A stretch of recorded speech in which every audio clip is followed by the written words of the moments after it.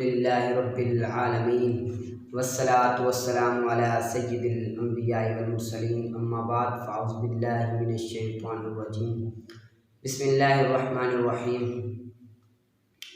Class Nurul इज़ा का सबक है। पीछे हमने जामिदात के बयान में पढ़ा था, यानी कि जो जमी हुई चीज़ें और रिक्कत और सिलान ना हो।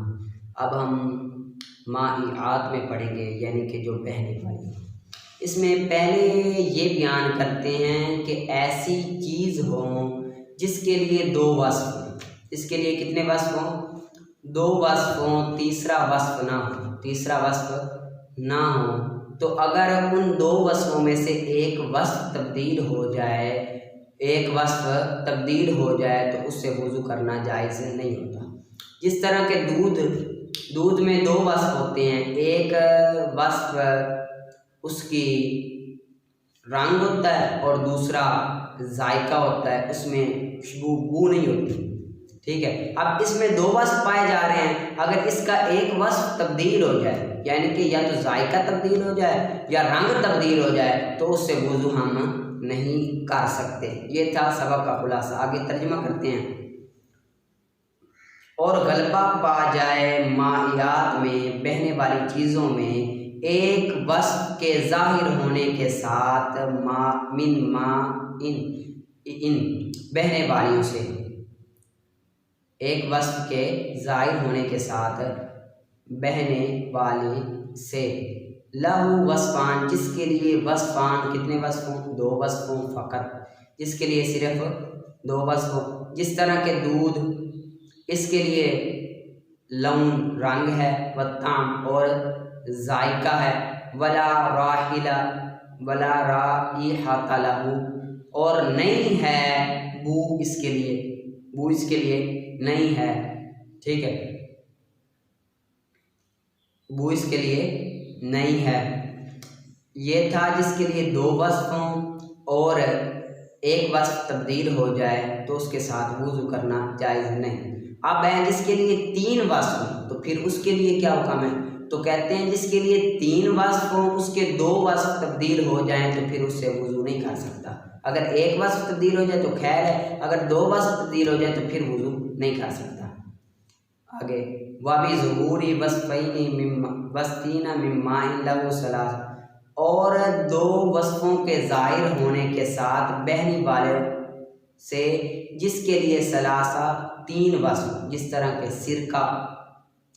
के सिरके में तीन वस्फ़ होते हैं, बू भी होती है, रंग भी होता है, जायका भी होता है। अगर इसमें एक वस्फ़ तब्दील हो जाए तो फिर वज़ू करे तो वज़ू हो जाता है। अगर दो वस्फ़ तब्दील हों तो फिर वज़ू किया तो फिर वज़ू नहीं होगा। दो वस्फ़ हों, तब्दील हो जाए तो वज़ू करें तो वज़ू नहीं होगा। आगे दूसरी किताब कौन सी है? नहव का हमने मशहूर नुहात तक पढ़ लिया था। ठीक है, आगे हम पढ़ेंगे। उम्मीद करता हूँ कि आप नहवोगे और कवायद होगे, पीछे से भी दुआ कराते होंगे और अच्छी तरह से याद भी करते होंगे।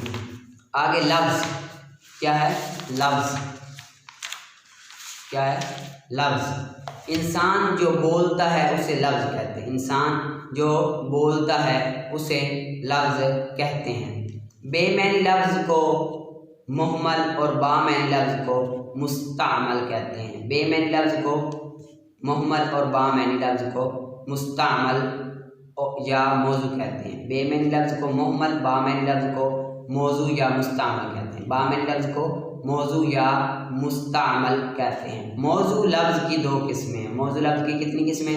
दो किस्में हैं, मुफ़रद, मुरक्कब। कितनी किस्में हैं मौजू लफ्ज़ की? दो किस्में हैं, मुफ़रद, मुरक्कब। मुफ़रद जो एक हो और एक ही माना पर दलालत करे, जो एक लफ्ज़ हो और एक ही माना पर दलालत करे उसे मुफ़रद कहते हैं। जिस तरह के ज़ैद, और जो दो लफ्ज़ हों, दो माना पर दलालत करें उसे मुरक्कब कहते हैं। जिस तरह के ज़ैदुन काइम, जिस तरह के ज़ैदुन काइम, जो दो लफ्ज़ हों, दो माना पर दलालत करें उसे मुरक्कब कहते हैं। जिस तरह के ज़ैदुन काइम। ठीक है, आगे फिर मुरक्कब की दो किस्में। मुरक्कब की कितनी किस्में हैं? दो किस्में हैं, मुफीद गैर मुफीद। मुरक्कब की कितनी किस्में हैं? 2 किस्में हैं, मुफीद, गैर मुफीद। मुफीद वो है कि बात कहने वाला कहकर खामोश हो जाए और कोई खबर या तलब मालूम हो। मुरक्कब की 2 किस्में, एक है मुफीद और दूसरा है गैर मुफीद। एक है मुफीद, दूसरा है गैर मुफीद। मुफीद उसको कहते हैं जो जिसमें बात समझ आ जाए। मुफीद किसे कहते हैं कि बात कहने वाला कहकर खामोश हो जाए और कोई खबर या तलब मालूम हो, उसे मुरक्कब मुफीद कहते हैं। मुरक्कब मुफीद किसे कहते हैं कि बात कहने वाला बात कहकर खामोश हो जाए, कोई खबर या तलब मालूम हो, उसे मुरक्कब मुफीद या मुरक्कब ताम और जुमला भी कहते हैं। मुरक्कब मुफीद या ताम और जुमला भी कहते हैं। मुरक्कब मुफीद किसे कहते हैं? जिसमें बात कहने वाला बात कहकर खामोश हो जाए और कोई खबर या तलब मालूम हो। मुरक्कब मुफीद को मुरक्कब ताम या जुमला भी कहते हैं, या जुमला भी कहते हैं। जैसे ज़ैदुन काइम, जैसे ज़ैदुन काइमुन, जैसे ज़ैदुन काइम। फिर जुमले की 2 किस्में, फिर जुमले की 2 किस्में हैं, जुमला खबरिया, जुमला इंशाइया। फिर जुमले की कितनी किस्में हैं? 2 किस्में हैं, जुमला खबरिया और जुमला इंशाइया। ठीक है, फिर जुमले की 2 किस्में हैं, खबरिया और इंशाइया। चल बस उम्मीद करता हूँ कि आप ये भी सबक अच्छी तरह याद करके आएंगे और पीछे जो मैंने पढ़ाया हुआ है वो भी हर रोज़ दोहराते भी होंगे और अच्छी तरह से याद भी करते होंगे। आगे कवाइद का हमने 5 कायदे पढ़ लिए थे। 5 कायदे आप रोज़ दोहरा कर भी आएँ और आगे से भी सबक जो हो उसको याद करके आएँ। आज छठा कायदा पढ़ते हैं। छठा कायदा ये है कि पहले फेले मुदारे अन के साथ और उसके बाद नकरा आ जाए। पहले फेले मुदारे अन के साथ और उसके बाद नकीरा आ जाए तो फेले मुदारे को अन मस्तरी की तवील में करके मुब्तदा बनाएंगे। फेले मुदारे को अन मस्तरी की तवील में करके मुब्तदा बनाएंगे और नकरा को खबर बनाएंगे, और नकरा को खबर बनाएंगे। कायदा नंबर 6 क्या है कि पहले फेले मुदारे अन के साथ आ जाए और उसके बाद नकरा आ जाए तो फेले मुदारे को अन मस्तरी की तवील में करके मुब्तदा बनाएंगे और नकरा को खबर बनाएंगे। जिस तरह के अन तसूमु खैरुल लकुम, जिस तरह के अन तसूमु,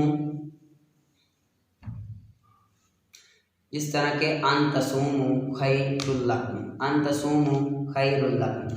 अब साहिल सवाल करता है कि आम नकरा पहले आ जाए और फेरे मुदारे अन के साथ बाद में आ जाए तो फिर क्या तरकीब होगी? आम नकरा पहले आ जाए और फेरे मुदारे अन के साथ बाद में आ जाए तो फिर क्या तरकीब होगी? आम नकरा पहले आ जाए, फेरे मुदारे अन के साथ बाद में आ जाए तो फिर क्या तरकीब होगी?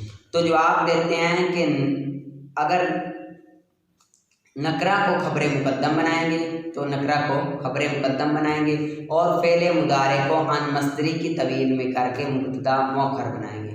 नकरा को खबरे मुकद्दम और फेले मुदारे को अन मस्तरी की तवील में करके मुब्तदा मुअख्खर बनाएंगे।